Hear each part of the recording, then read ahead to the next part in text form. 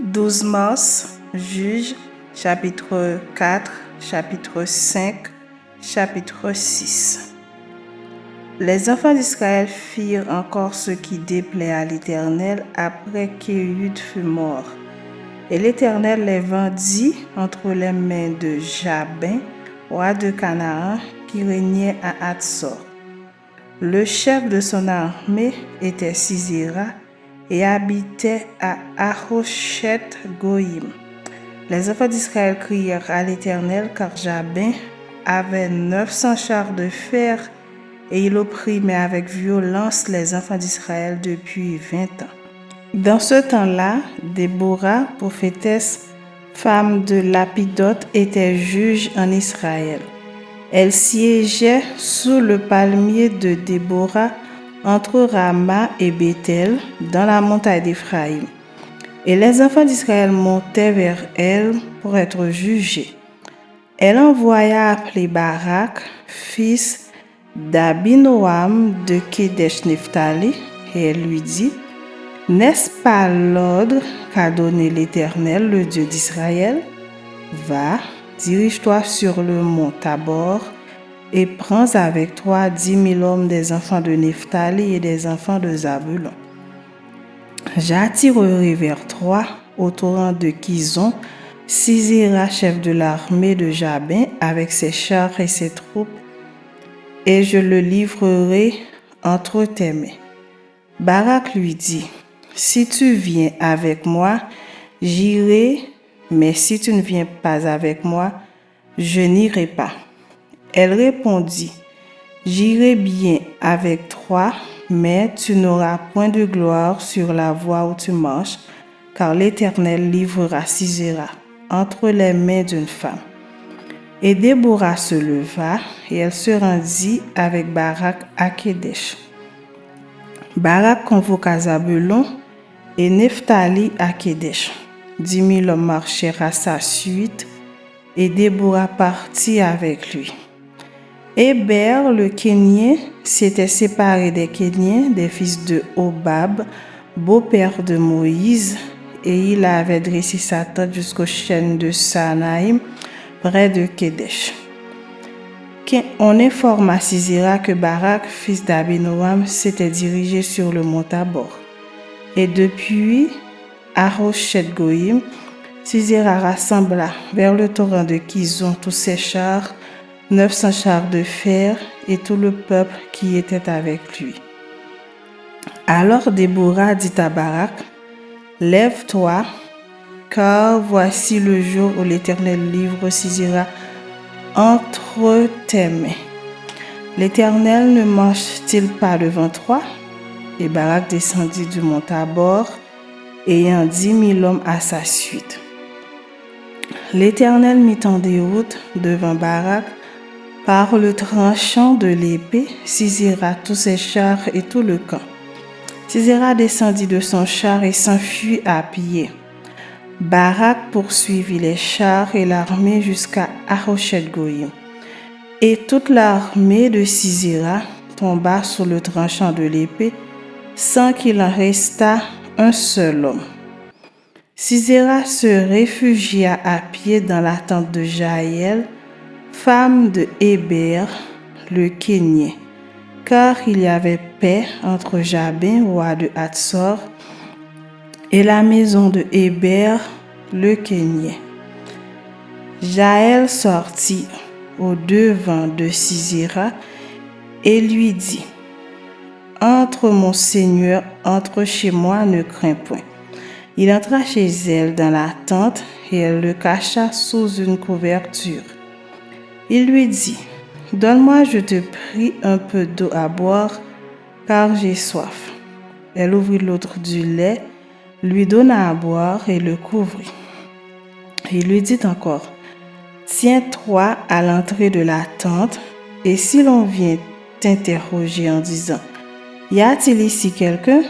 Tu répondras: Non. » Jaël, femme de Héber, saisit un pieu de la tente, prit en main le marteau, s'approcha de lui doucement et lui enfonça dans la tempe le pieu qui pénétra en terre.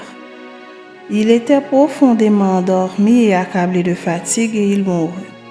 Comme Barak poursuivait Sisera, Jaël sortit à sa rencontre et lui dit « Viens et je te montrerai l'homme que tu cherches. » Il entra chez elle et voici Sisera était étendu, mort, le pied dans la tempe.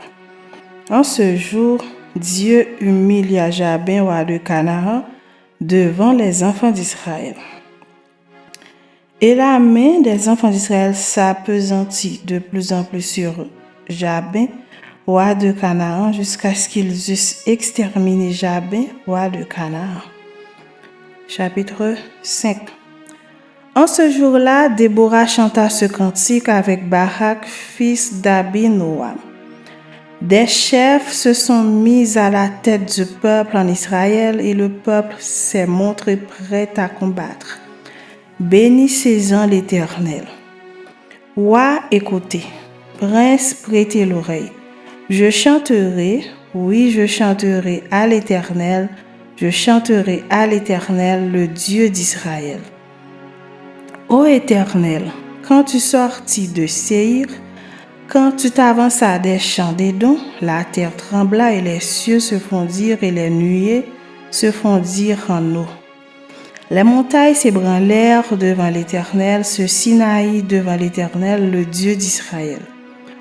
Au temps de Shamgar, fils d'Anath, au temps de Jaël, les routes étaient abandonnées et ceux qui voyageaient prenaient des chemins détournés. Les chefs étaient sans force en Israël, sans force.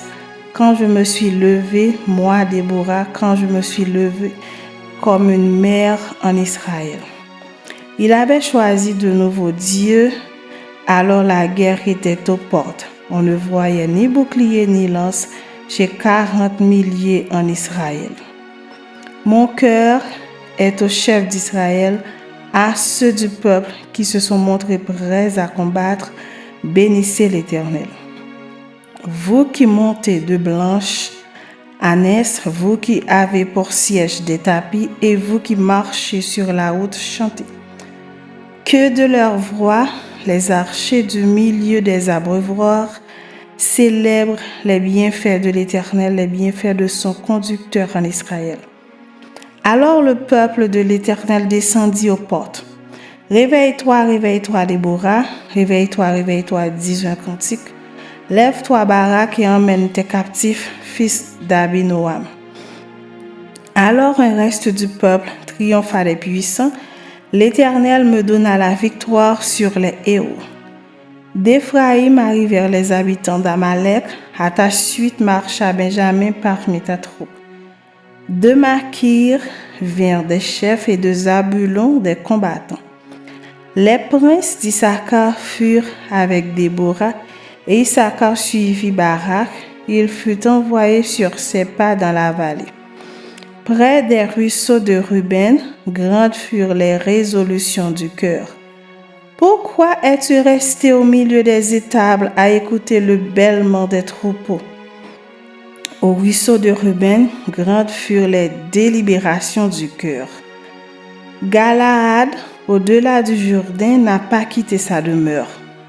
Pourquoi donc s'est-il tenu sur les navires? Azer s'est assis sur le rivage de la mer et s'est reposé dans ses ports. Zabulon est un peuple qui affronte à la mort, et Nephtali de même sur les hauteurs des champs. Les rois vinrent, ils combattirent, alors combattirent les rois de Canaan à Taanach, aux eaux de Megiddo. Ils ne remportèrent nul butin, nul argent. Des cieux ont combattu, de leurs sentiers les étoiles combattirent contre Sisera. Le torrent de Kizon les a entraînés, le torrent des anciens temps, le torrent de Kizon. Mon âme foule aux pieds les héros. Alors les talons des chevaux retentirent à la fuite précipitée de leurs guerriers. Maudissez mes roses, dit l'ange de l'Éternel. Maudissez, maudissez ses habitants, car ils ne vinrent pas au secours de l'Éternel parmi les hommes vaillants. Béni soit entre les femmes Jaël, femme de Héber, le Kénien, béni soit-elle entre les femmes qui habitent sous les tentes.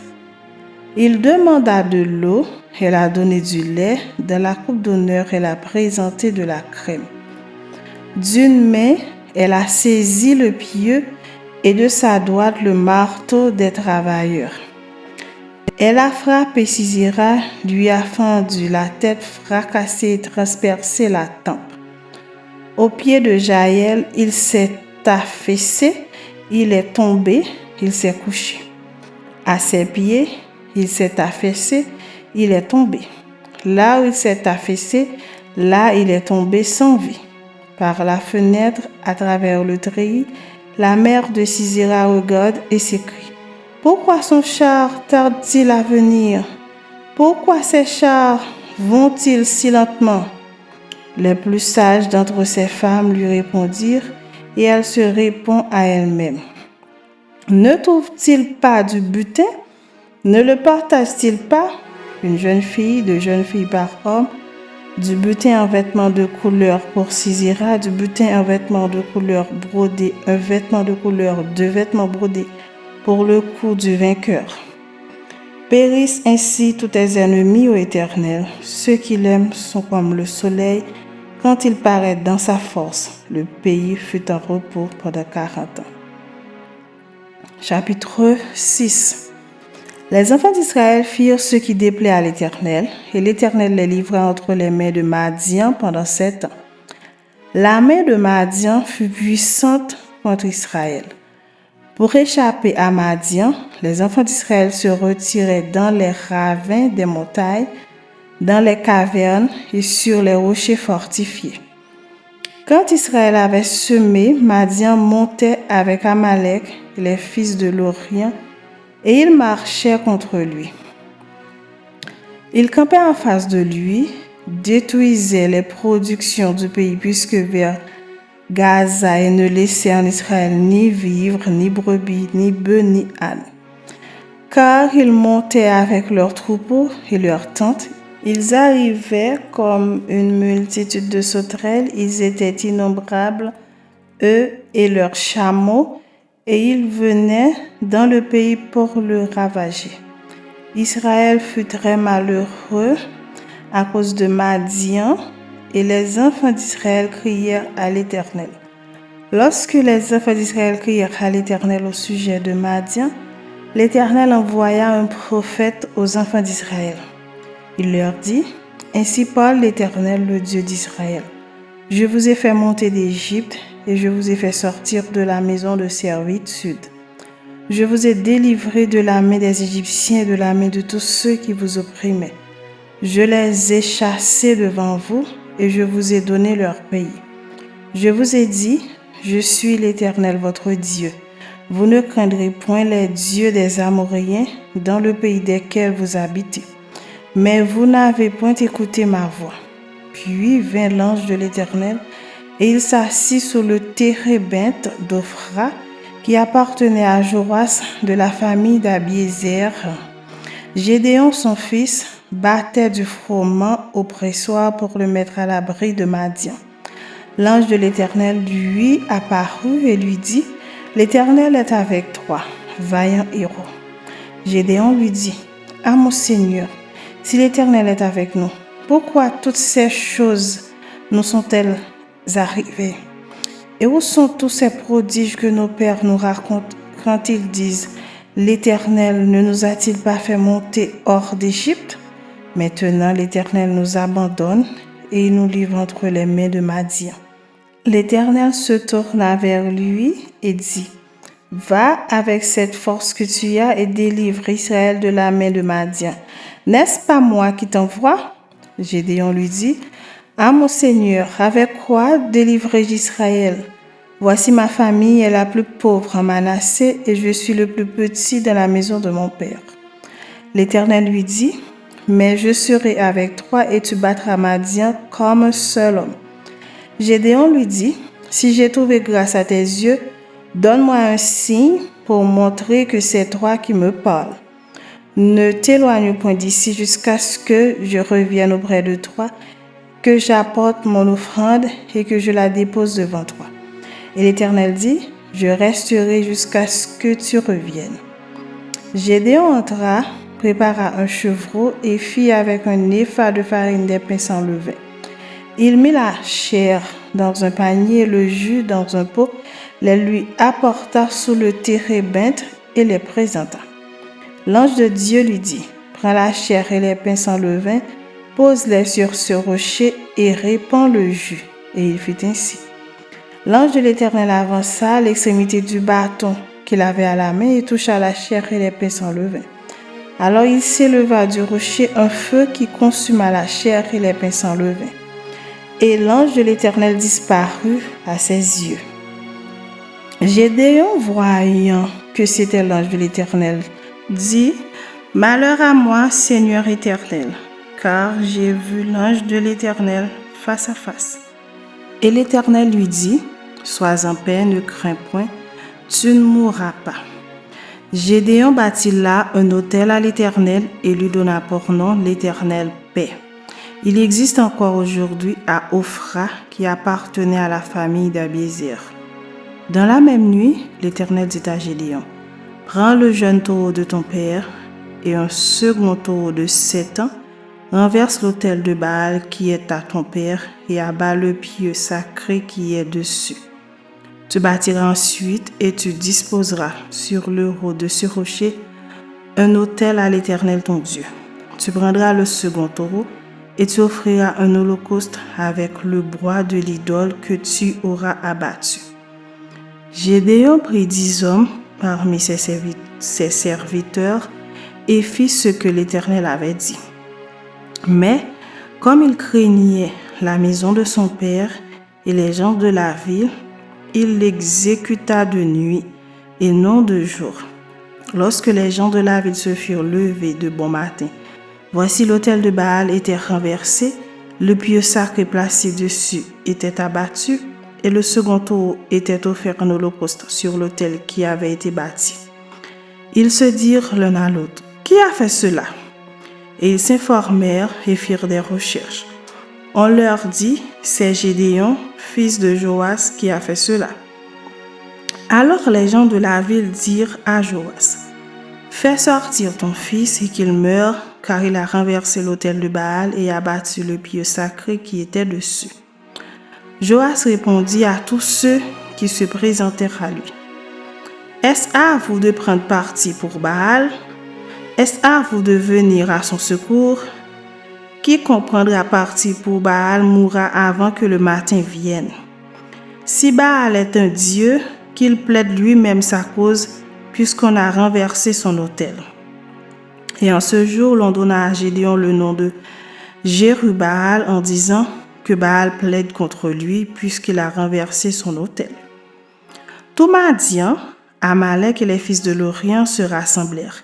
Ils passèrent le Jourdain et campèrent dans la vallée de Jizréel. Gédéon fut revêtu de l'Esprit de l'Éternel.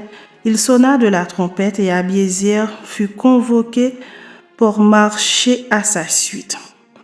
Il envoya des messagers dans tout Manassé qui fut convoqué pour marcher à sa suite.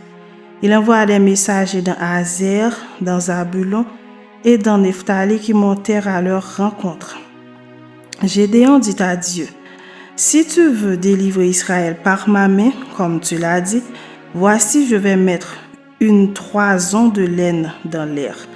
Si la toison seule se couvre de rosée et que tout le terrain reste sec, je connaîtrai que tu délivreras Israël par ma main, comme tu l'as dit. » Et il arriva ainsi. Le jour suivant, il se leva de bon matin, pressa la toison et en fit sortir la rosée qui donna de l'eau plein une coupe. Gédéon dit à Dieu, « Que ta colère ne s'enflamme point contre moi, et je ne parlerai plus que cette fois. Je voudrais seulement faire encore une épreuve avec la toison. Que la toison seule reste sèche et que tout le terrain se couvre de rosée. » Et Dieu fit ainsi cette nuit-là. La toison seule resta sèche et tout le terrain se couvrit de rosiers.